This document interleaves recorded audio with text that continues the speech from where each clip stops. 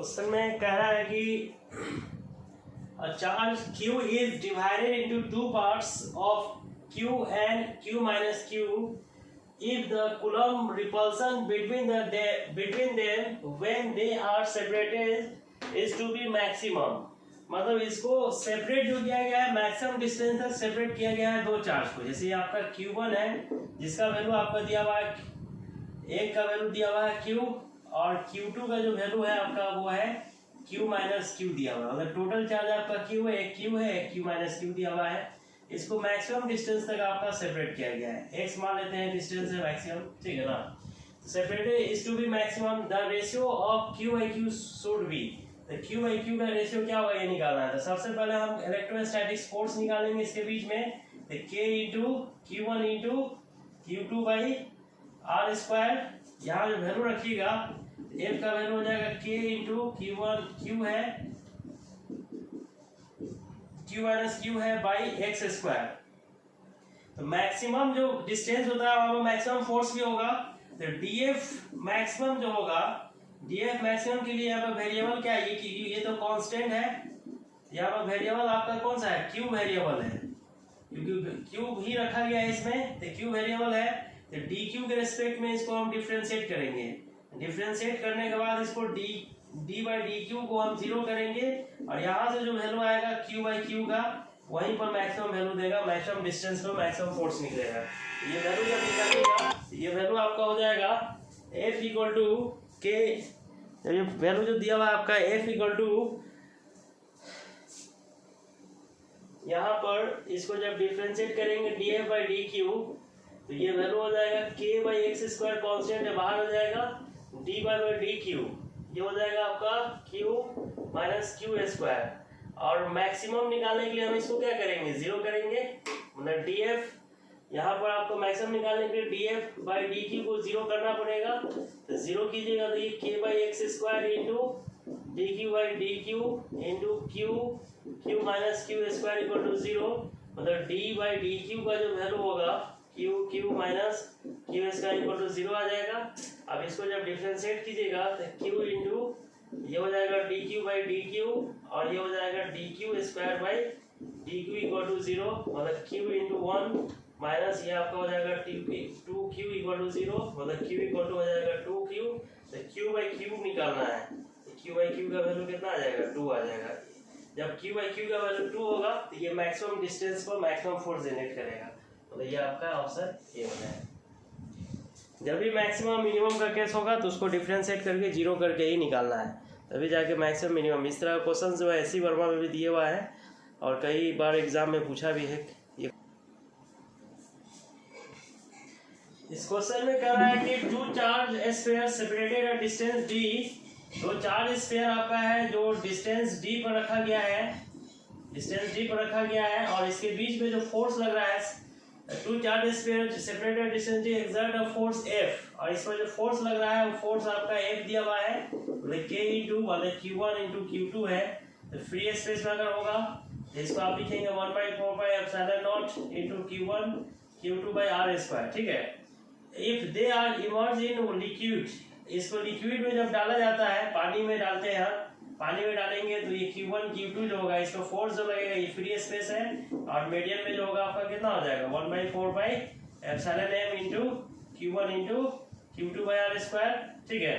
तो ये जो वैल्यू आपका यहाँ पर है डाइलेक्ट्रिक कांस्टेंट जो मीडियम में है k का वैल्यू दिया हुआ है 2। तो डाइलेक्ट्रिक कांस्टेंट क्या होता है आपका F air by F medium होता है ना, फॉर्मूला डायरेक्टिव कांस्टेंट नहीं होता है, epsilon m by epsilon not इसको लिखते हैं, ठीक है ना, जिसको आप रिलेटिव परमिटिविटी भी बोलते हैं। तो यहाँ पर मीडियम में अगर हम निकालना चाह रहे हैं तो मीडियम में जो f का वैल्यू होगा वो कितना हो जाएगा, f एयर बाई k हो जाएगा। f एयर में फोर्स f लग रहा है, k का वैल्यू 2 दिया हुआ है, तो f मीडियम कितना निकल जाएगा, f बाई 2 निकल जाएगा। आंसर आपका ये होगा, बस याद रखिएगा रिलेटिव परमिटिविटी उसे निकल जाएगा। नेट फोर्स क्वेश्चन में कह रहा है कि in the basic CaCl crystal structure CH4 and Cl- ions are arranged in a BCC configuration As shown in figure, the net electrostatic force exerted by the 8 Cs plus ions on the Cl minus ion is, the net force इस point पर आपको निकालना है। ये BCC configuration है, cuboid है, ठीक है ना। यहाँ जो आपका नेट फोर्स जो निकलेगा ये पूछ रहा है, तो इसके वजह से फोर्स लगेगा इस डायरेक्शन में और इसके वजह से लगेगा इस डायरेक्शन में। ये एक दूसरे को कैंसिल कर देगा। इसके वजह से फोर्स लगेगा इस डायरेक्शन में और इसके वजह से फोर्स लगेगा इस डायरेक्शन में। ये भी एक दूसरे को कैंसिल कर देगा। इसके वजह से फोर्स लगेगा इस डायरेक्शन में और इसके वजह से लगेगा इस डायरेक्शन में। ये भी एक दूसरे को कैंसिल कर देगा। एफ नेट कितना निकल जाएगा? एफ नेट आपका 0 होगा, ठीक है। आंसर डी होगा आपका। डिस्टेंस बराबर है, डायगोनल्स के बीच में है, इसलिए डिस्टेंस बराबर होगा आपका। इस क्वेश्चन में कह रहा है कि 3 चार्जेस आपका दिया हुआ है। 3 charges for Q and Q are placed in straight line, मतलब 3 चार्ज को स्ट्रेट लाइन पर रखा गया है। एक आपका है 4Q, जो आपका 0 डिस्टेंस पर है, स्टार्टिंग पर है, and Q are placed in a straight line L at a point distance 0 L/2, मतलब कि ये L डिस्टेंस है इसका टोटल और यहाँ से यहाँ का डिस्टेंस L/2 है। यहाँ पर चार्ज रखा गया है Q और यहाँ पर चार्ज रखा गया है Q, जो L डिस्टेंस पर है, मतलब कि इसका 0 है, इसका L/2 है, ये L है। And what should be Q in order to make, मतलब Q का वैल्यू क्या होगा in order to make the net force on Q to be 0, कि इस पर जो नेट फोर्स जनरेट होगा F नेट, वो F नेट का वैल्यू 0 होगा। मतलब ये आपको निकाल के बताना है कि F नेट जो होगा 0 होगा, कि इसका क्या वैल्यू लिया जाए कि यहाँ पर नेट फोर्स जो होगा वो 0 होगा। तो इसके वजह से फोर्स F1 निकालेंगे, इसके वजह से आप F2 निकालेंगे। तो F नेट का वैल्यू जब निकालेंगे तो F1 प्लस F2 ये 0 होना चाहिए। तो F1 का वैल्यू निकालिएगा तो ये कितना हो जाएगा? K into 4Q into Q by आपका L स्क्वायर और इसके वजह से फोर्स निकलेगा K इंटू Q बाई आपका L/2 का होल स्क्वायर इक्वल टू 0 होगा, ठीक है ना। इसमें से आप कॉमन ले लीजिए, कॉमन लीजिएगा आप तो K इंटू Q कॉमन ले लीजिएगा, L स्क्वायर बाई 2 कॉमन ले लीजिएगा। तो इसमें क्या बच जाएगा आपका? इसमें बच जाएगा आपका 4Q और इसे बच जाएगा आपका 4Q, ठीक है ना। तो ये वैल्यू जो है कांस्टेंट है, ये 0 नहीं होगा। इसका मतलब है कि 4Q प्लस 4Q का वैल्यू 0 होगा। 4 कॉमन ले लीजिएगा तो Q प्लस Q हो जाएगा इक्वल टू 0, मतलब यहाँ से आपका Q प्लस Q का वैल्यू 0 होगा। तो Q का वैल्यू कितना आ जाएगा? -Q, मतलब -Q के लिए ये वैल्यू जो है 0 होगा। आंसर ये होगा आपका।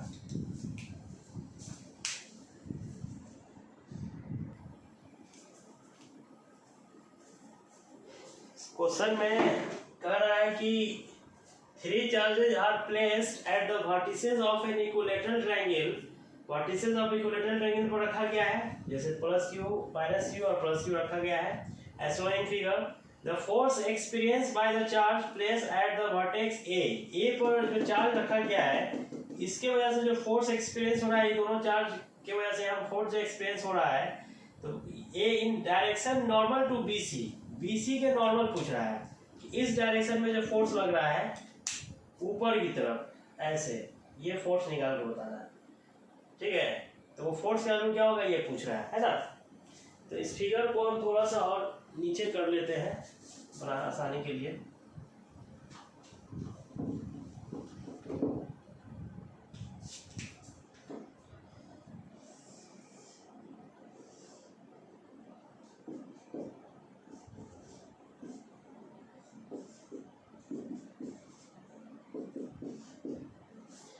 इस पर फोर्स जो लगेगा इसके वजह से ये फोर्स का डायरेक्शन होगा इस डायरेक्शन में,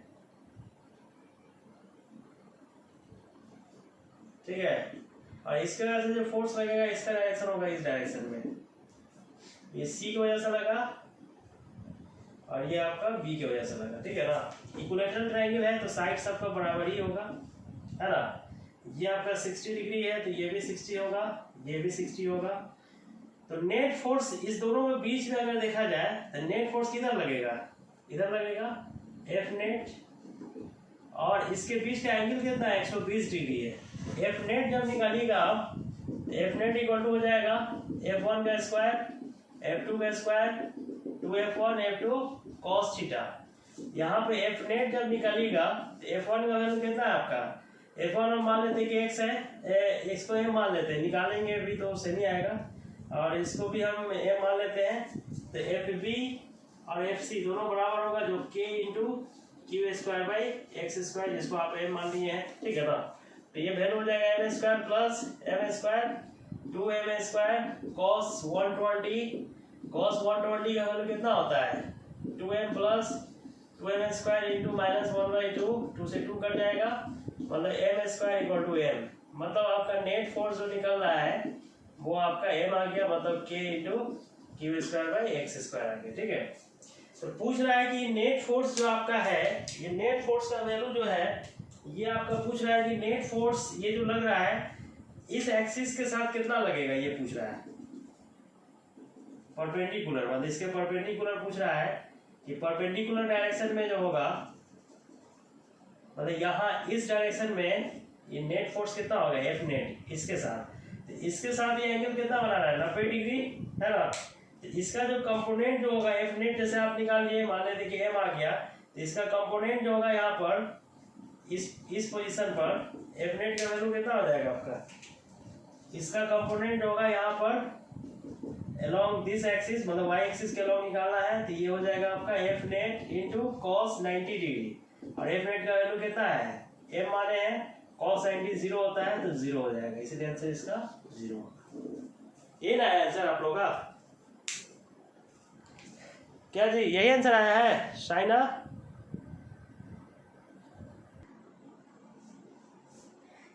क्वेश्चन में कह रहा है कि इलेक्ट्रॉन ऑफ मास me, एक इलेक्ट्रॉन है जिसका मास me है इनिशियली एट रेस्ट, एक इलेक्ट्रॉन जो है इनिशियली रेस्ट में है जिसका मास आपका me है, मूव्स थ्रू, इनिशियल इसका स्पीड है 0 और certain distance in a uniform electric field, ये इलेक्ट्रिक फील्ड रीजन है इसमें आपका ये मूव कर रहा है, इसका मतलब है कि यहाँ पर फोर्स लग रहा है इलेक्ट्रोस्टैटिक फोर्स, ठीक है ना। इलेक्ट्रिक फील्ड रीजन में मूव कर रहा है तो फोर्स इसमें लग रहा है electrostatic force, certain distance in uniform electric field in time t1, माने टाइम t1 में ये डिस्टेंस यहाँ से यहाँ कवर किया है s डिस्टेंस कवर किया होगा, और प्रोटॉन ऑफ मास mp, और प्रोटॉन जो है मास mp है ऑल्सो इनिशियली एट रेस्ट, ये भी रेस्ट पे है, टेक्स टाइम t2, ये टाइम t2 ले रहा है आपका, ये डिस्टेंस कवर किया है to move through equal distance in distance, ये भी इक्वल डिस्टेंस यहाँ पर कवर किया है,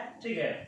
uniform electric field neglecting the effect of gravity, gravity को नेग्लेक्ट कर देना है, दोनों पर जो ग्रेविटी लग रहा है, तो रेशियो बता रहा है टाइम का t1/t2 क्या होगा लगभग।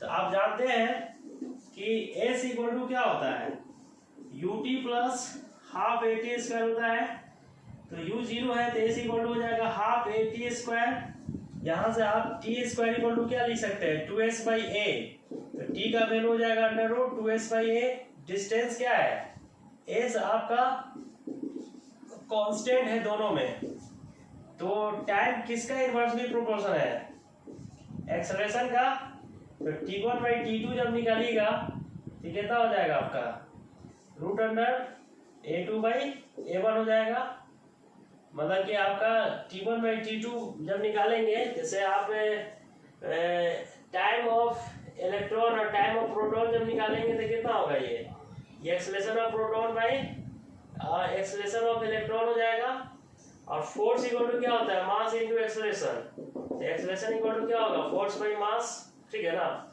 यहाँ पर जो है TE/TP जब निकालिएगा, मतलब T2/T1 जो निकालना आपका है, T1 किसका है आपका वैल्यू, ये 1 है इसका इलेक्ट्रॉन का है, और 2 किसका है प्रोटॉन का है, ठीक है ना। तो ये वैल्यू जब निकालिएगा तो कितना आ जाएगा f of mass of proton f of mass of electron हो जाएगा, ठीक है ना। मतलब यहाँ पर जो वैल्यू आपका आ रहा है ये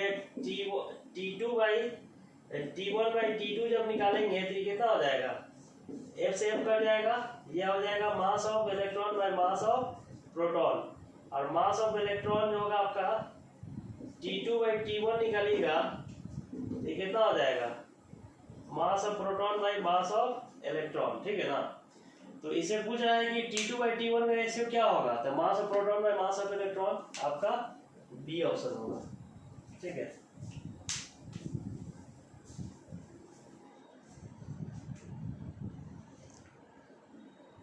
तो आज ये न्यूमेरिकल्स जो आपको कराया जा रहा है, इस न्यूमेरिकल्स पर आप फोकस कीजिए और इस न्यूमेरिकल्स को बनाइए बढ़िया से। और बनाने के बाद एनसीईआरटी बुक्स को एक बार बनाइए बढ़िया से। एनसीईआरटी एग्जाम्पलर्स अगर आपके पास है तो उसको भी बनाइए, एग्जाम्पलर नहीं है तो ऑब्जेक्टिव क्वेश्चंस जो भी आपका जो हम बताए हैं, जैसे आपका डीसी पांडे का जो ऑब्जेक्टिव बुक्स लेने के लिए बोले हैं, बुक्स खरीद लीजिए और उसको प्रैक्टिस कीजिए, एकदम बढ़िया से प्रैक्टिस कीजिए। न्यूमेरिकल्स और थ्योरी दोनों मिला के आपको करना है, ईमानदारी से कीजिए, कहीं दिक्कत नहीं होगा, समझ में आएगा। और कोई भी प्रॉब्लम होता है तो आप पूछिए, ठीक है ना, ये रिप्लाई कीजिए, उसको हम आपको बताएंगे।